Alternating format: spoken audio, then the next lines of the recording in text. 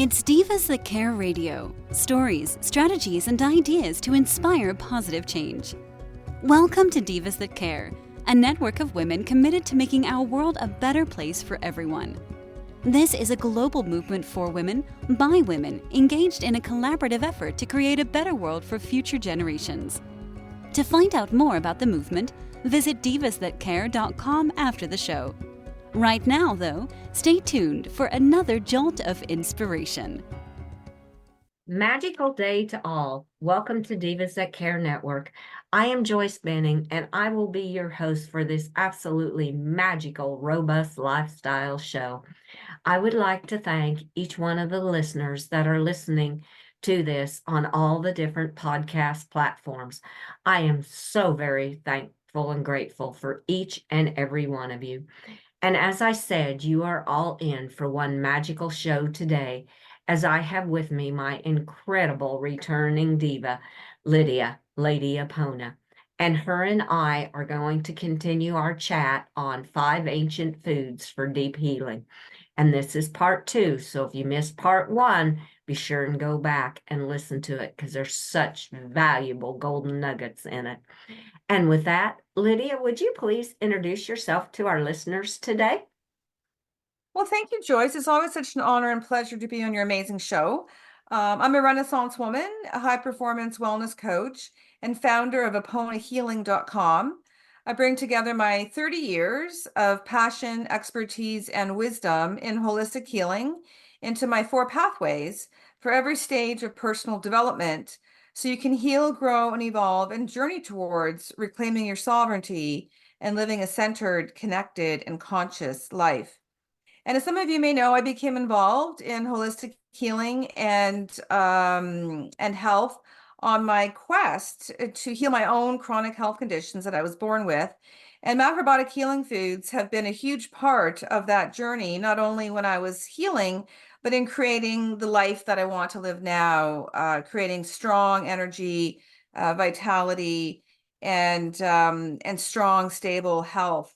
So we're going to continue our chat today about some of these amazing ancient healing foods. And last time we talked a little bit about what macrobiotic is and how it works. And for the sake of time, we're going to carry right on into the healing foods, so we get them all in this time. How does that sound? Oh, Lydia, that just sounds absolutely wonderful. And I just wanted to kind of come back in on when you introduced yourself. I love that you said your passion, your expertise, and your wisdom to help others heal, grow, and evolve. Oh my goodness, how much you're doing to make this world a better place, not only for humans, but also for the animals in this world. So I am going to just let you continue on this topic of 5 ancient foods for deep healing. And I'm going to take notes, because I know there's so many golden nuggets that are going to come out today. Well, that's wonderful. And I am going to do a little review about why some of these foods are healing. And the foods that I'm discussing in last episode and this episode really have what we call fat dissolving qualities.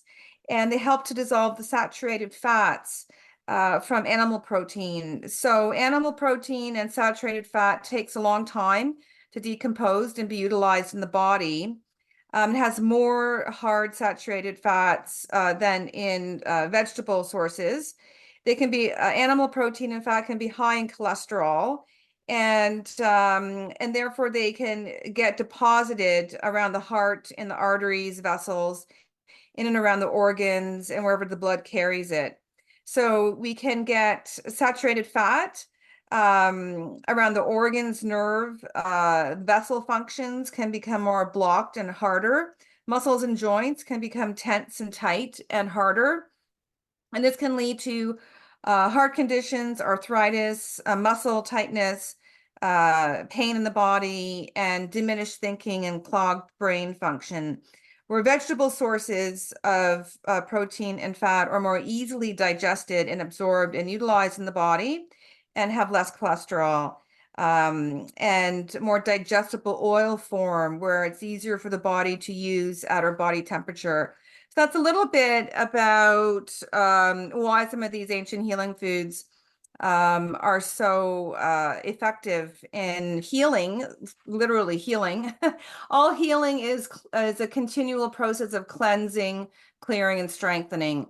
So we want to have circulation in the body of blood, body fluids, and energy so that the body can continually cleanse and repair itself. So it's continually cleansing, clearing, and strengthening are the foundational principles for healing. So stagnation in Oriental medicine is considered the enemy of health. And last week, or last episode, we talked about the amazing daikon radish, which is the master fat dissolver. And I mentioned the shiitake mushrooms. So today, the next healing food we're going to talk about are sea vegetables. Now, in our modern Western world, we often forget about sea vegetables, and we only need a small amount of minerals. So sea vegetables are rich in minerals. And in the macrobiotic understanding of health and energy, there's a 1-to-7 ratio of minerals, proteins, fats, and complex carbohydrates that the body needs. So we don't need a lot of minerals or sea vegetables, but they are critical for blood quality and for health. And sea vegetables do amazing things. They help discharge accumulated deposits of fat and cholesterol. And a lot of people don't realize that sea vegetables do have fat dissolving properties. And they help make your blood more alkaline, which is critical for health. They're rich in minerals, as I mentioned, especially iron and calcium, and are therefore excellent for the nervous system. So just on that point, when we have bioavailable minerals, when we can consume those, and sea vegetables are a phenomenal source of that, then it strengthens our nervous system. They calm us, but they don't dull us. So they sharpen your mental clarity while keeping you grounded and energized and focused.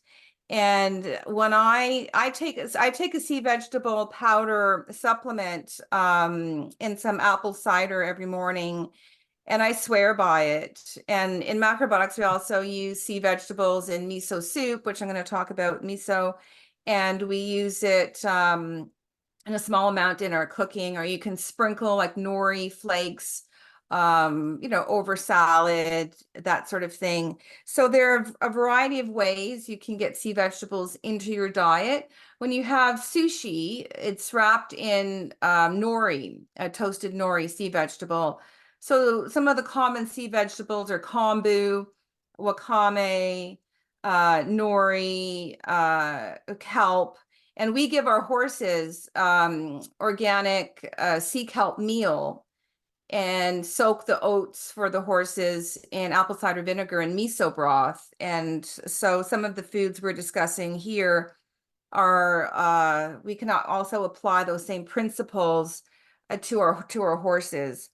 And so the sea vegetables, the minerals in them are needed for the smooth discharge of toxins from the body. So as I was saying, we have to constantly cleanse in a natural flow in the body. And we want let's call it discharge mechanisms, the detoxification and cleansing mechanism to be strong, so the body can do it easily on its own. And sea vegetables are phenomenal to support the body in doing that. They also contain essential fatty acids. They contain B vitamins, including B12, and they're the oldest source of nutrient-rich food.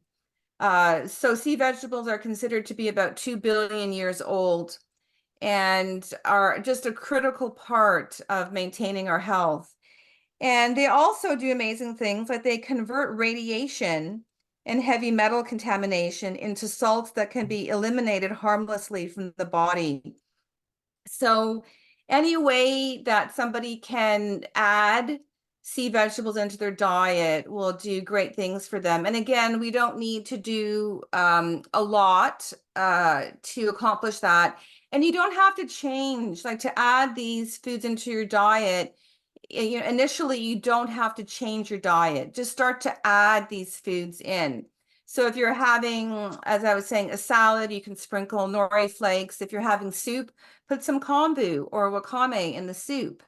And so there are all sorts of ways to prepare sea vegetables. We use sea vegetable called arame or hiziki, which they shred into sort of stringy, into a stringy package.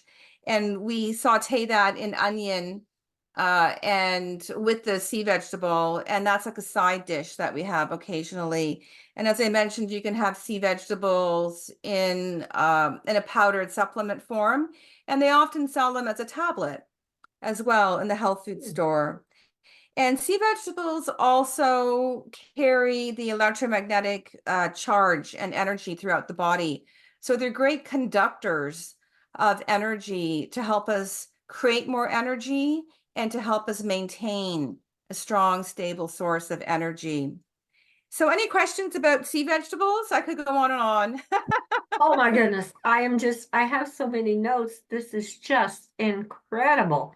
I had no idea what all they added to a person to help in a person's body. It's just, I love it. They do so much by adding the iron and calcium and the B vitamins. And oh, Lydia, this is just incredible. I'm just going to let you keep on. It's just wonderful. Well, and the beautiful thing, as I was saying about sea vegetables, is that they're easy to add, as are all of these healing foods. But sea vegetables, we don't need a lot.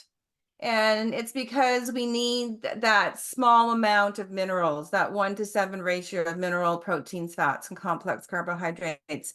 And it makes a huge difference at the deep cell level to add bioavailable minerals. And they're very affordable as well. So you can get them at the health food store. Sometimes you can get them if you have like a bulk food place. Sometimes they'll sell chocolates and candies and then nuts, and then sometimes they'll sell sea vegetables.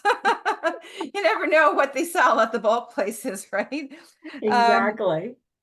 So the next food that I absolutely love, and that's a very powerful, gentle, healing food, is miso. And miso is a fermented paste made from beans or grains. And miso itself is a Japanese word derived from fermented soy. But miso does not have to be soy based. And if someone's concerned about taking too much soy, you don't have to be concerned about miso, because first of all, if you have miso that is made from soy, then it may be mixed with barley or brown rice, and you're only taking like a teaspoon of it in a bowl of miso soup. So it's a very small amount of soy. But as I mentioned, you can get chickpea miso, you can get miso made from any bean or grain.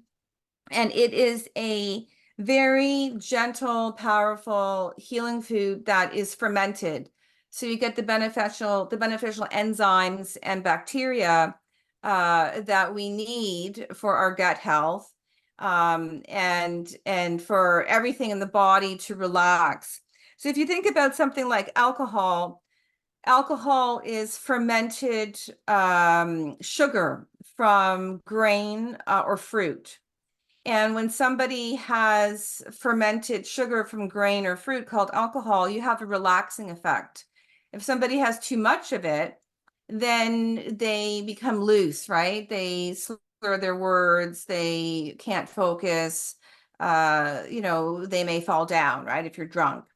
But a high quality fermented food like miso that is rich in minerals will give you a relaxing effect. So again, these foods help you stay calm, help release stress and anxiety, help you have clarity, mental clarity.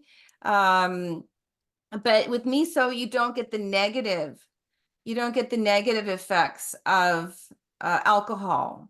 So in macrobiotic theory, we say alcohol is a double yin. So fermentation is expansive, or like yin, and then sugar is yin. But miso is fermented, but it also is strengthening. So one of my greatest, you might say, elixirs, one of my greatest ways to bring myself back into my center and to release stress and really release fear is having a bowl of miso soup. For me, when I have good quality, a good quality miso and a bowl of miso soup, within an hour, I could just handle anything. Nothing really bothers me. And I really feel it right away. And so these are foods that will help heal your physical condition, but they will help you with everything else in life, with the ability to, as I was saying, manage stress, to feel connected to yourself so you can move forward with confidence. And so miso has natural carbohydrates, essential oils, and minerals. Again, it has vitamin B12 for some varieties and is rich in vitamins. And it has protein of the highest quality. Good quality miso contains all the essential amino acids that are needed for a complete protein. And what you want to look for when you're buying miso is miso that's unpasteurized and aged over 2 summers or 2 years. So it doesn't matter if the miso is dark or light.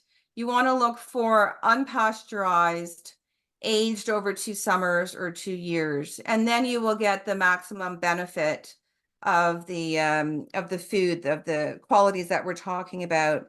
Miso also helps chelate heavy metals from the body and discharge them from the body. So very similar to sea vegetables. And unpasteurized miso contains, as I was saying, the natural digestive enzymes that are needed and the microorganisms which we need to properly digest food. And they also help create, with these beneficial microorganisms, the ability to ward off, right, and to destroy harmful microorganisms. Miso helps cleanse the body of toxins from nicotine, poisoning, radiation, atmospheric pollution. Miso helps to dissolve cholesterol and, again, discharge heavy metal contamination. Miso has an alkalizing effect on the bloodstream, which again promotes resistance to disease. And it's also very well known to strengthen the small intestine. So when you're introducing miso, it doesn't have to be soup. You can make salad dressings with miso. You can make spreads with miso and dips with miso.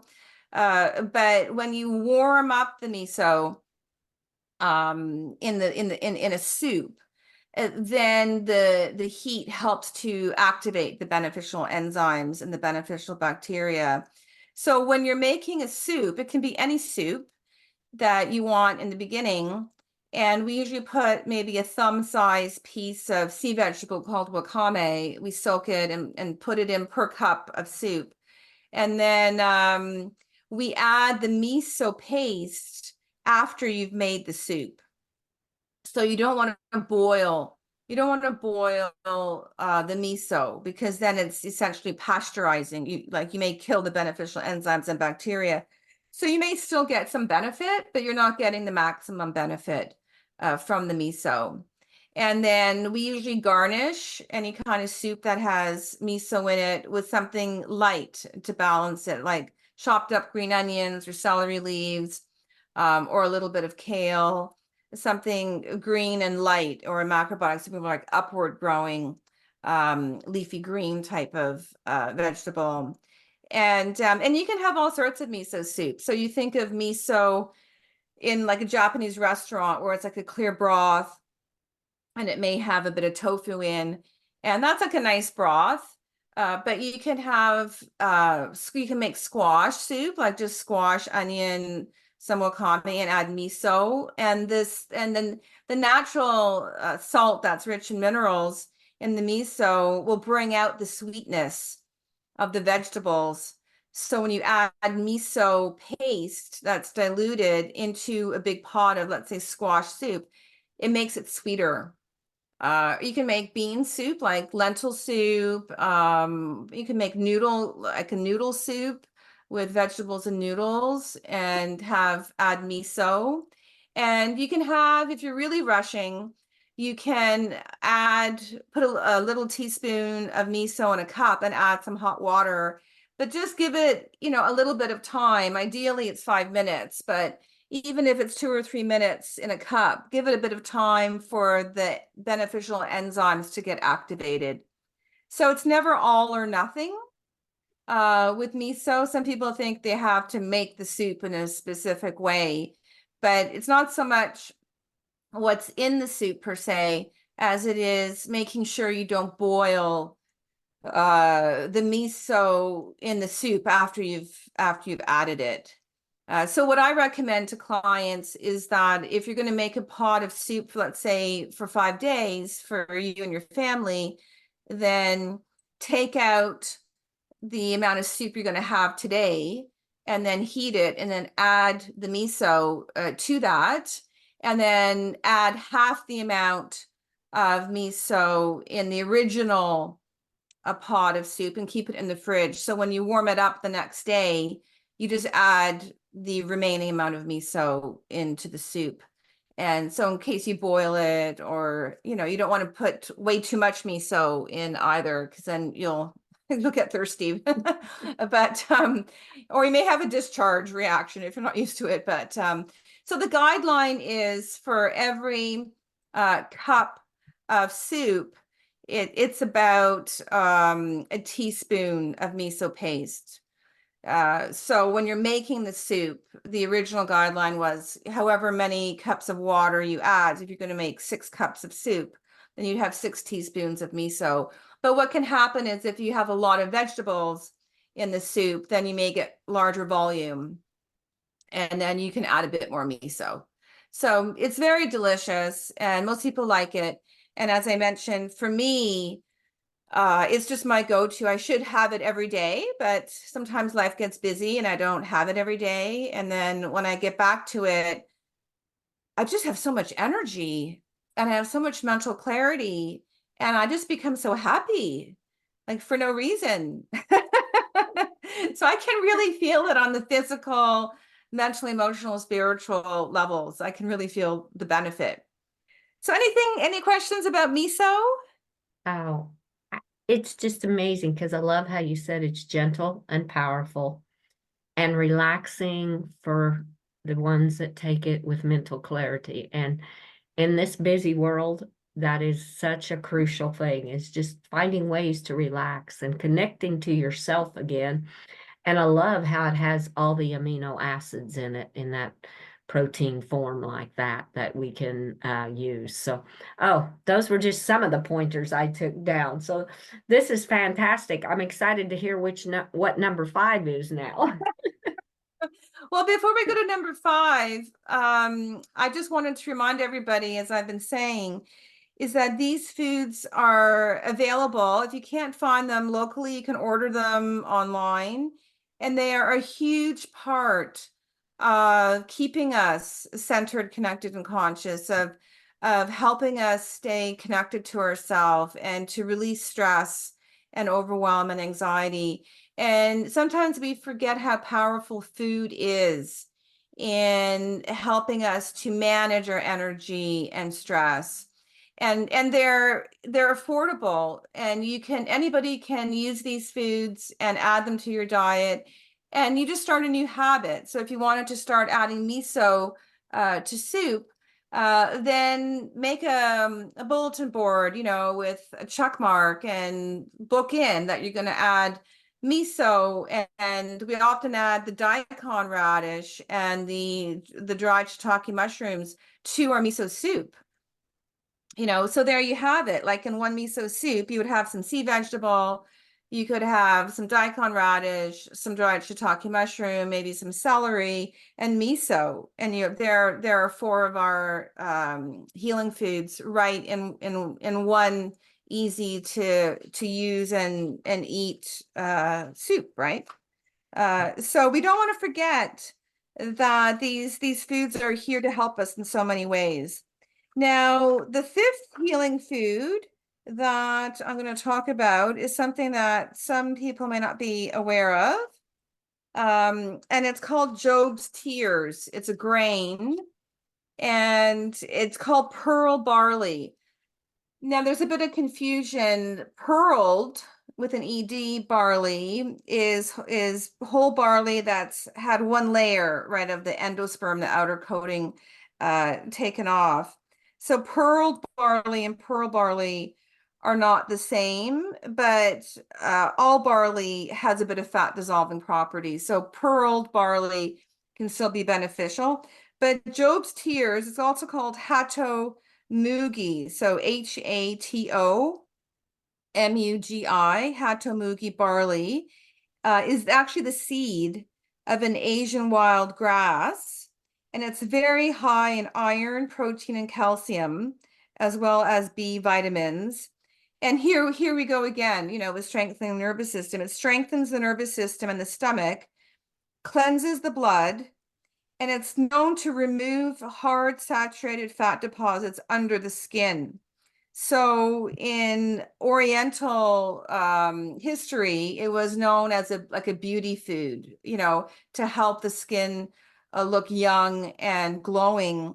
But the reason it has that reputation is because it helps to dissolve the saturated fat under the skin. So what can happen as we age is we get saturated fat under the skin, and it doesn't matter how much lotion you put on, it won't get totally absorbed because of that layer of fat.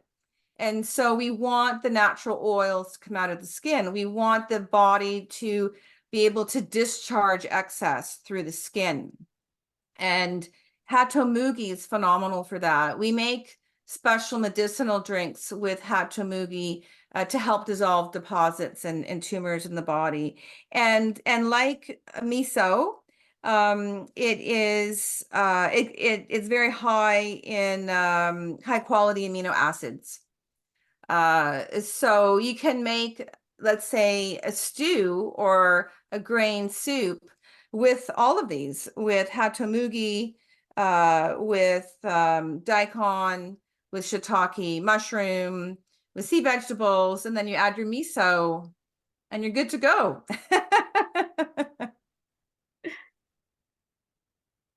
Oh, Lydia, this has just been incredible. And there's lots more foods that we could talk about, but those are the five that I'm focusing on for today. And as I said, they're here for everybody. And they're foods to heal, and you do develop a taste for them over time. They're not meant to be pizza night or something like that, right? They're meant to have a higher purpose. Oh, definitely a higher purpose. And everything you said is just what our body is needing. It's almost like our body yearns for these things, and giving it helps to bring us back into that centered, connected, conscious way to help in so many ways. You just left so many golden nuggets today. It's just been incredible. I loved it, Lydia. So as I know, this show came to a very quickly time. I mean, it just like it flew by again, as it always does when you and I are chatting. So before we close, Lydia, would you please share with our listeners the best ways to connect with you? Sure. If you go to my website, aponahealing.com, and sign up for a newsletter, and we send out inspirational quotes and information on what's going on in our Apona healing community. And I can also send out anyone who's interested in today's show and on the healing foods. I have a small ebook, a PDF of the foods that I've talked about today. And there's another food, lotus root, that helps with discharging mucus and fats from the respiratory and lymphatic system. And that's in that booklet too. So I'd be happy to share that PDF with anyone who's interested. And also on my Facebook, under my personal name, Lidia Kuleshnyk, Kuleshnyk, Lady Apona. And I also have Facebook, Apona Healing and Apona Healing Method. Oh, wow. Oh, what incredible ways to connect with you. And then also offering the ebook with this information in it for free to our listeners that can have it in front of them and go back and refer to it.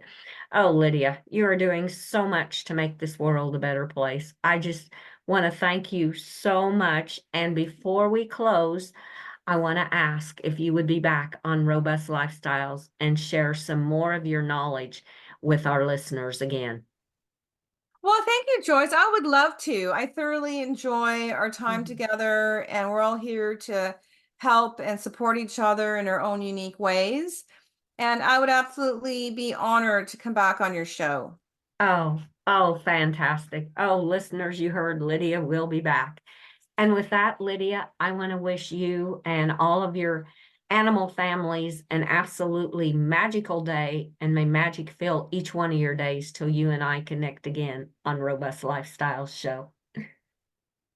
Well, thank you, Joyce, and thank you for sharing the magic. You have that special gift of spreading the magic sparkles to all of us, and wishing you and all of yours magical time and magical healing. Oh, thank you. Thank you so very much. I love it. And with that, I want to thank each one of our listeners for listening to this magical show with our absolutely incredible diva, Lidia, Lady Apona. Please share this show with all your family and friends. Check out all the other hosts and their shows on divasthatcare.com. And remember, she has a ebook PDF that she will share with you when you reach out to her that gives you the information on these 5 ancient foods for deep healing. And it's just incredible. Like she said, they're rich in minerals. They're gentle and powerful. They keep you centered, connected, and conscious. They just help you in so many ways. And with that, I want to wish everyone a magical, magical day. Remember, be kind to all. That includes the animals too. And give your animals that great big extra hug and share all your love with them, because they so deserve that love. And until we connect again on Robust Lifestyles, stay strong and healthy. Thanks for listening. This show was brought to you by Divas That Care. Connect with us on Facebook, on Instagram, and of course on divasthatcare.com, where you can subscribe to our newsletter so you don't miss a thing.